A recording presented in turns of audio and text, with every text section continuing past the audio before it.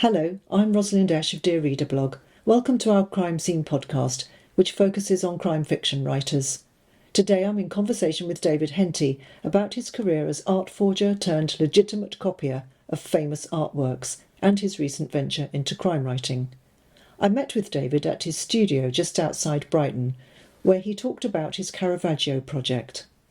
And it's the same with Caravaggio. One of the projects I'm doing with an he lives in Australia. He's a Scottish professor, another friend of mine, and he's a professor of Caravaggio, and he knows every little thing about where Caravaggio was in 1602, where he was at so and so. He painted that in Sicily. He painted this in somewhere else. Every little detail. And anyway, there's about 100 or so missing Caravaggios that have been lost in time, misattributed. Damaged, lost, the war, a couple got bombed and stuff. But there's descriptions of them. So I've got another friend in France who's an antique dealer, and he's got me an old canvas, about 400-year-old religious canvas, which I'm going to clean. I mean, I just haven't been able to go over there because of the operation. But I'm going to clean, so I'll take the paint off the canvas. Then we'll primer it, and I'll use lead white because you can't X-ray through it, so they can't see there's anything else painted underneath. And then we've got a couple of subjects, Caravaggio subjects, that he's telling me the description, and I'll paint I think St. Sebastian is one with the arrows and stuff. There's a missing one of those. There's the description, so I'm going to paint, something like that, or another Taken of Christ, or there's two Supper at Emmaus, two different versions. We might do a third, depending on the size of the canvas actually, because I haven't even seen the canvas yet. He's got it in his barn. So I'll make the painting up for the size of the canvas, or if it's oblong, long, diagonal or something. But yeah, that's why. I'm sort of studying Caravaggio and Basquiat as well, but Caravaggio because I can then paint something new in his style. Yes. Using his, his palette that is, about and I've researched, and also I've got the forensic. I mentioned earlier I sold a few paintings for their yearly charity, the Arbitrators at Sotheby's. Well, they've got their own forensic department. So I've asked them if their forensic department can make me some paints from the 17th century that are just pigments. So there's nothing in them that would... So if you tested it, there's nothing in it that would come up. Wow. Like this is my stuff, like synthetic. And so anyway, so that's all... Obviously, I had a bit of a hold up. It would have been done by now, but... So that's all in the future. That's my sort of next project. Is a lost Caravaggio, and then I'm going to age it, and I'm going to put a few little cracks here and there, and a bit of paint loss, and probably a little bit of damage. Sorry. No problem at all. So that's doing that.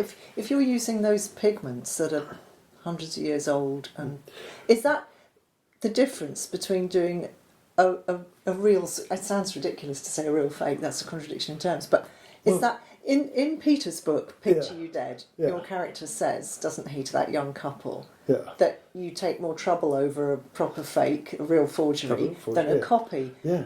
And that one of the most important things about it is the back of it. The back, yeah. Because of the marks of provenance and all of that. So collector's marks. On that one there, I never noticed until I looked at it. There's a little number... So that was in someone's collection, and they put that on there. Caravaggio didn't do that. His curator would have done it because it was in a collection of the Matteo family. So there's little telltale signs here and there.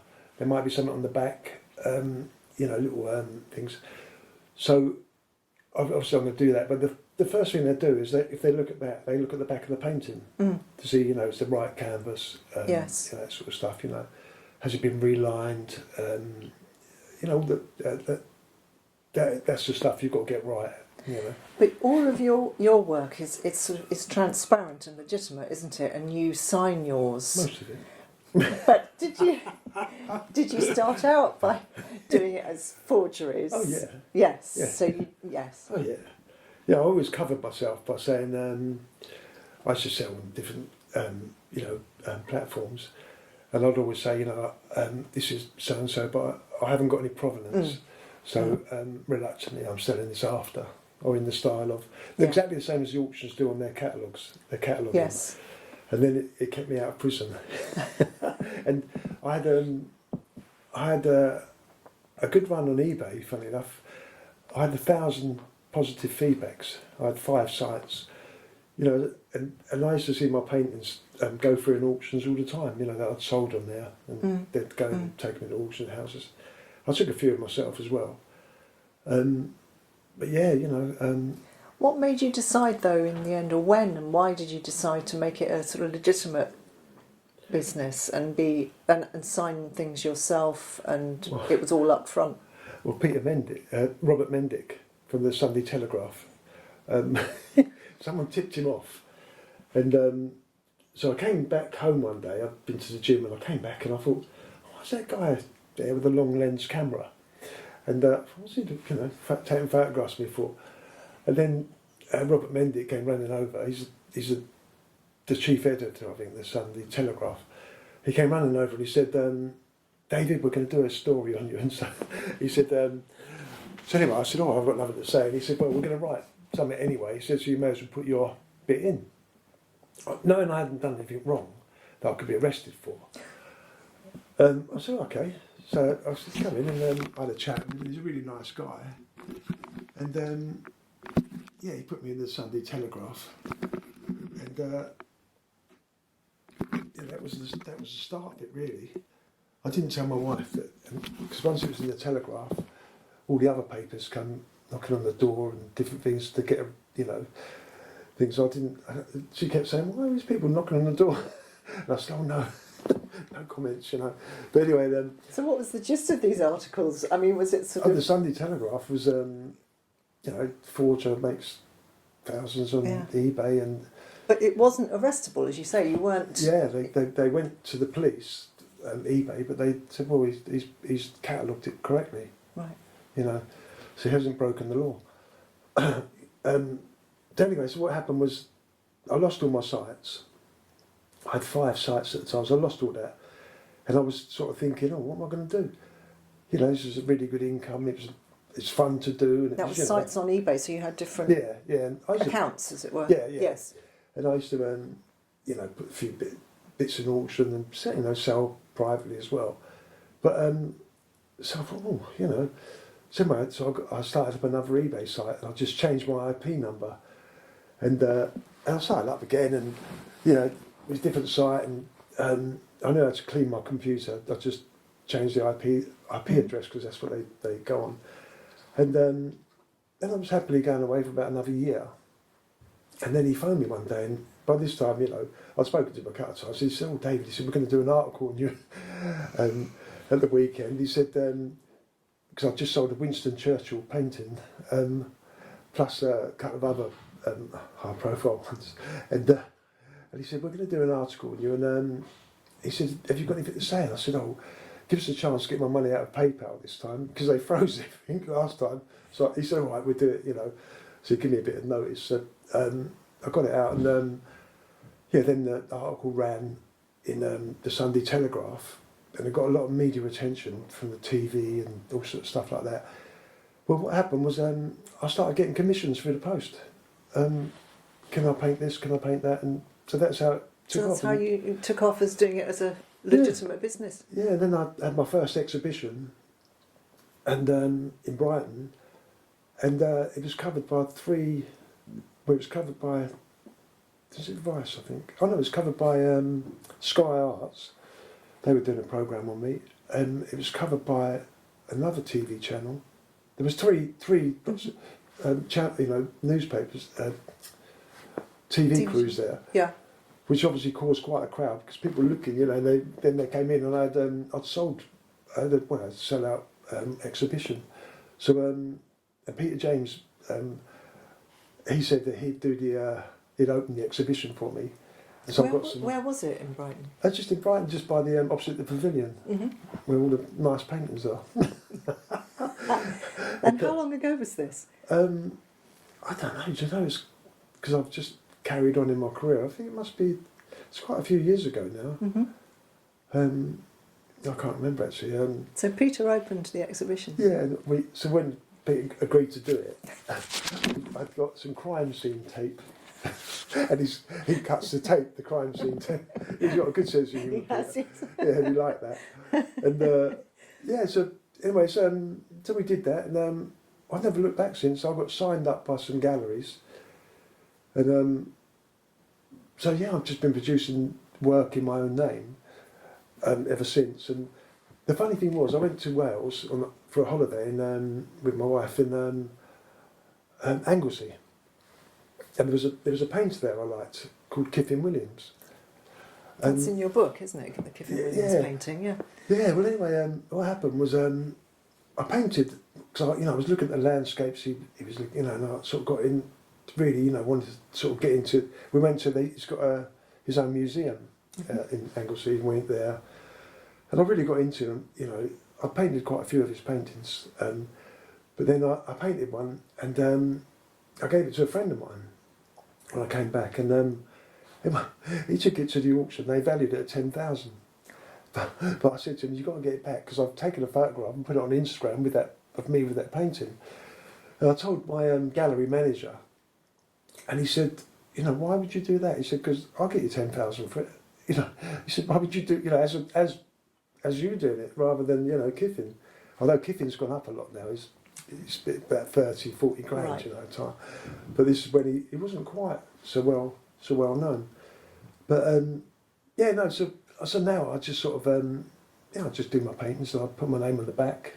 Yeah. And people obviously then commission them, but people want to buy your paintings because they're by you. So it's an interesting thing. It's a copy of something else, an old master or Basquiat or whoever. Yeah. They want it because you did it, don't they? Yeah. Do you know what is the mentality about it? What do you think about? I think I've told this story a few times, so anyone who's listened to me before might know.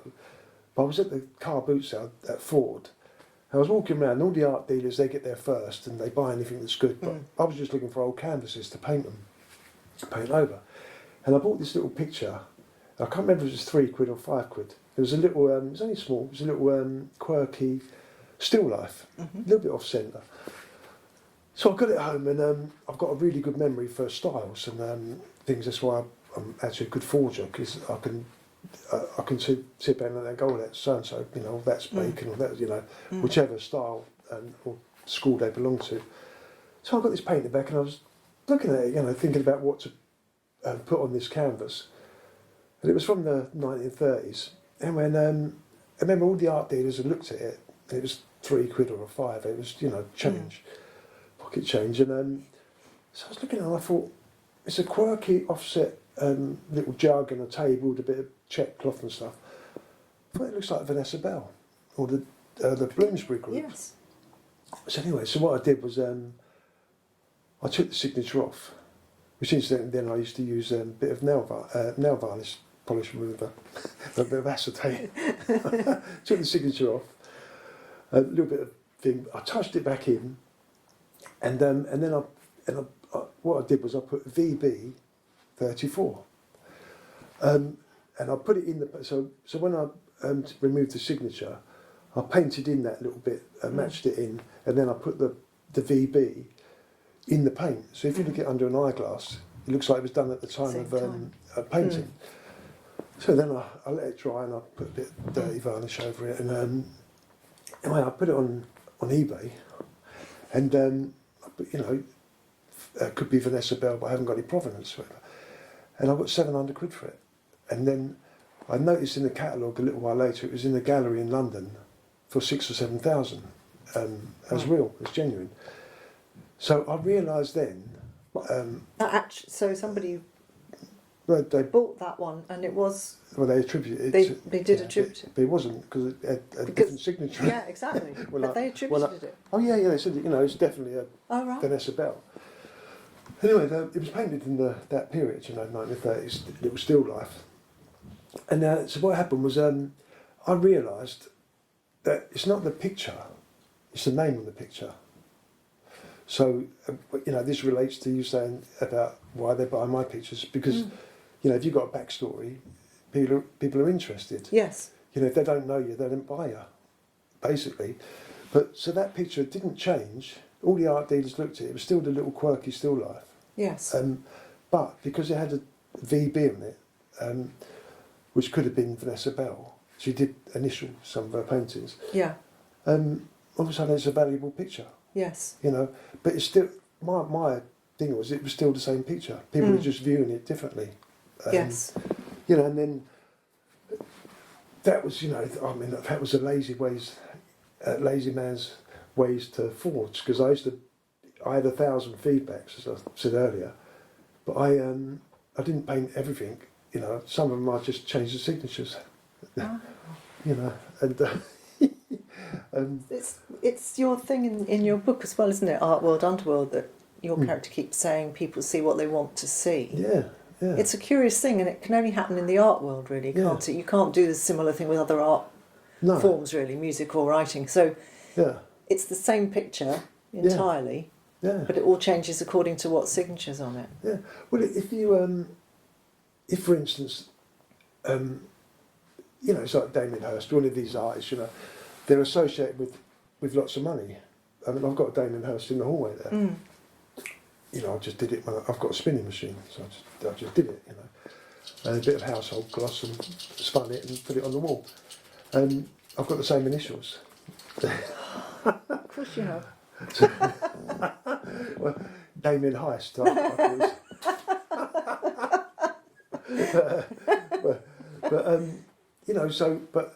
But he's associated with lots of money, so they don't see a spot painting or a spin painting as, What's a spin painting? What's a spin painting? I'll show you. I'll bring this with me. That's one of his spin paintings there. Oh, I see what you mean. Yeah, I'll do it on the potter's wheel, and then just throw the paint on. Yeah. But if that was real, they make £250,000 a piece. So do you think the art world's a bit mad, really? I think it's very, very money driven. Very, I think people buy stuff to for investment rather than buy a painting you like. Well, that's something I find hard to get my head around as well, which is in Peter's book. Yeah. That very wealthy art investors will buy an original, but they don't want to risk hanging it in their house for security reasons. So they keep it in a safety deposit box in a vault somewhere, and they have a copy on their walls. And someone like me to think. I don't really understand that. I had to go to Monaco. I didn't go in the end because I had that diagnosis. I had to go to Monaco because the guy bought a Picasso and he had it in his front room in Monaco. And he's got a couple of young children and he's worried about it getting damaged. It is. It's a strange world, isn't it? Because But once you know that, I mean, a lot of artists play the system, play the game, Damien Hirst, said about the diamond encrusted skull. It's the most valuable, piece of work made and stuff. But he actually still owns it. Right. So it's a lot of hype around that. Yes. There was the thing of Tracy Emin's bed. Yes. When they when Saatchi sold it, he put it in auction, and it wasn't even the original bed because that got burnt in the fire. He, I think, Dwight Cube bought it, but they already had a lot of money invested in Tracy Emin drawings and all the stuff. Yeah. So he paid a record price for it in the auction. So consequently, all their stock went up. The prices all went up. So they're manipulating the art market. Yes. So there's a rich man's game. Yes. Very crooked, more crooked than I am. So there really is an art world underworld. Oh, there is. Oh, do you know as well? I used to go to all the auctions all the time and stuff, and there's a lot of stuff. goes on, and there is an underworld, and no one wants to be caught out. Everyone wants to make a quick buck, and. Talking of being caught out, you can't help feeling sorry, perhaps you don't, for the experts who are asked to verify that something's genuine, because it's easy to make a laughingstock of themselves, isn't it? Do you know, the thing with my bugbear with the experts, not all the experts, but some of them is, I remember being on the TV once, I think Sky News did a interview because I was having an exhibition, and they came down and everything. They were looking at my paintings, and then there was some Modigliani's there. And anyway, and then I didn't know, but they cut away to an art expert who said, what David's doing, he's doing irreparable damage to the artist and all this stuff. And I thought, he's this guy. I looked at his background and stuff. He's an art teacher, fine art and stuff like that. And he couldn't paint. He was crap, and. So he's lecturing people on stuff.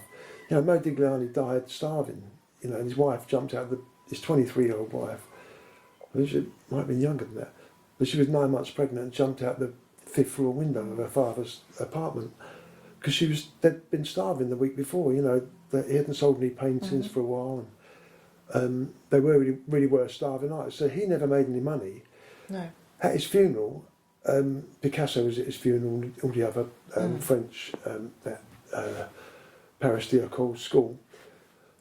His paintings were changing hands at his funeral for more money, because it died and things. So the artist doesn't, make money. That's rough, isn't it? And when that guy was saying, I just thought, well, when Modigliani was alive, you couldn't give his paintings away most of the time, and if they did, they'd sell them for a bit of wine and cheese and a good meal and stuff, So, now they make, I think one made 70 million or something, they're up in that bracket. Yes. I just thought, well, he's talking rubbish, All I'm doing is giving copies, like as close as I can get them, because, he's another artist that I identify with, Modigliani. To people, instead of a print or a thing, I'm giving them, and I'm aging it up, and I'm making it look like it does in the museum or in the auction. I wanted to ask you about that there's this interesting argument in your book about the Lowrys and about democratising the art, and in a way giving it back to people in Salford, people who can't afford art. Of course, it's still expensive, so but it's not in the millions, it's in the thousands. So it's, as somebody remarks, it's not quite giving it back to the ordinary people, but in a sense it's making it more widely available. Prints do that as well. So what is the difference for people, do you think? Why don't they just buy a print? Because they still know that yours isn't the original, just as a print isn't, but they want your original. Well, one, it's got a little backstory to it, I'm quite well known for doing Lowrys, and getting a few away, as well. And secondly, it's more tactile. Lowry used thick lead white paint, and so they are tactile. You can run your fingers over them. They've got a texture to them, and they're not flat prints. Or gistly prints where they try and replicate it. It's not sort of obviously machine generated and like computer generation of things. And I like to age them up as well. Give them a little bit of wear and tear, a little bit of so it looks like it might have been hanging on the wall, for 40 years or something, So or you tell a story about somebody chain smoking. Hanging it in their house. Yeah. Well, or using tea or whatever. Yeah. Well, that's the thing. I've got a friend of mine. This is a trade secret. I shouldn't be giving it away. Don't give away a trade secret. I'll cut it out if you like. Oh no! I'm joking. But he's a French polisher, and he's also an artist, and he does work with metals and stuff, and he likes to age the metals and get that green sort of look on different stuff. Sort of verdigris. That's it. Yeah. But he's really, really good at aging stuff, because he comes with the polish. He's French polish, and he and time he's finished with the painting, you think, oh God, that looks really, that does look old now. He aged my Rembrandt out in the hallway, and it's got that patina, because the hardest thing to replicate. I mean, I can replicate, Caravaggio, Picasso, or whatever you want. because it's only paint on canvas. Basically, it's just working out how to put it on there, you know. But the hardest thing to get is patina, that look of, you know, 400 years or look of 100 years or 50 years, you know. I think that is the most, I think that's the hardest part. And my friend's got it sussed, you know. And funny enough, I mean, I used to, there's a Caravaggio behind that one, and I had it in the hallway there, and I always used to walk by it and rub my hand on it, and to try and get the oils off your hand, you know, every now and again, to try and sort of get that patina on the painting. Yes. But he's got a really quick way. Don't tell me. Yeah, no. Every now and again he comes over and it just aged a few paintings up, you know. Really fast. Yeah. That's a nice concept, isn't it? Well, we have to do it out in the back garden because it's really the fumes are not very nice. So we have to do it out in the. So he's using some sort of chemical. Chemicals, yeah. But even kids at school, I remember when I was a school librarian, the kids used to age documents in their history classes with tea. Yeah, you could use tea. Get coffee granules, and blow a couple on there. You get that fox in, you know. So you put a bit you spray a bit of foxed pages. That's it, yeah. You spray a bit of the like water, you know, from an atomizer, just a fine mist over top, then a bit of coffee grounds, and you get those things. But there is other ways of doing it. Yeah. Because that, you know, that's for show.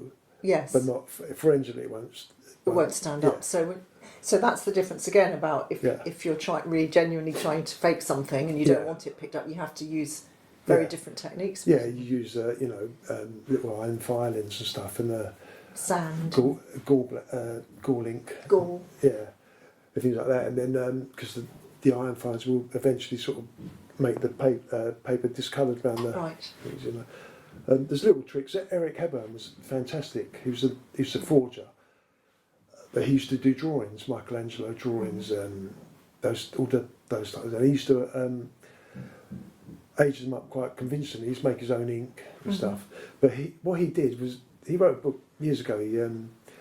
He died. He was bringing his second book out.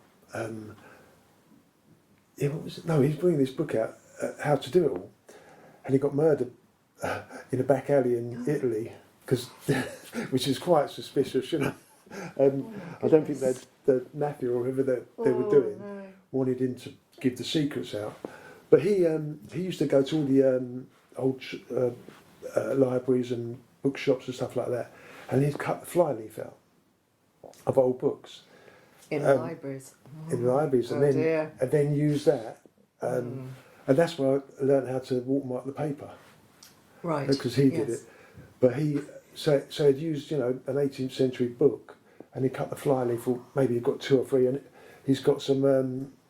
As a librarian, this is difficult for me. I'd be watching you like a hawk if you were in my library. But he had, well, you know, those little tricks. You just think, oh, that's good. What do contemporary artists, think about people like you after what that guy said? Do you think they resent people? Chalk and cheese, I think, really. But some people really like, you know, I've had artists that come round that I've had in the summer, because it gets the sun, and we've got quite a sun trap at the back. I've had loads of artists come round and we paint out there. We get an easel up and we just 2 or 3 easels, and we just have a painting day, you know. That's fine. And whatever comes out, and I'll learn from them and they learn from me, you know. Yes. And other people don't like it, you know, but they usually don't know me, because I love art, you know. And I think if you love something, you know, I mean, you're obviously obsessed with it and passionate about it, aren't you? It's something you really love doing. The only funny thing is, when I look back at I was always copying, and although I can translate that now into it's another step. I'm still using artist style as a thing. I have painted my own paintings in the past. I was going to ask you just that. Do you paint your own work? I have done, but they don't sell as well as my copies. they don't sell as well as my Caravaggios. But no, I have done, but I was always more interested in how, like, Caravaggio did it, you know. And So it's more than one thing then for you. You want to do the painting, but you want to learn about someone else's methods and techniques and what inspired them. Yeah, and that's the thing. Getting back to critics and art historians and the people that say yes, that's genuine or no, that's not. The difference between, and I think this is a difference, quite a big difference. The difference between I've read loads of books on untold books on Caravaggio and Basquiat downstairs, and I spend a lot of money on anything about, and I read them, and but the difference between a critic who's read those same books, say on Caravaggio as a subject, and myself, is they've looked at it and they've critiqued it and they can say, oh, this is not by Caravaggio, or that is, but I've actually stood in his shoes, took apart his painting, stood there with a bare canvas, and then recreated his painting, and I've done it so many times now that I know how he would start, and how he... Yes, that concept of you taking it apart is fascinating, and I can't get my head around it, but you inhabit it, don't you, for a long time?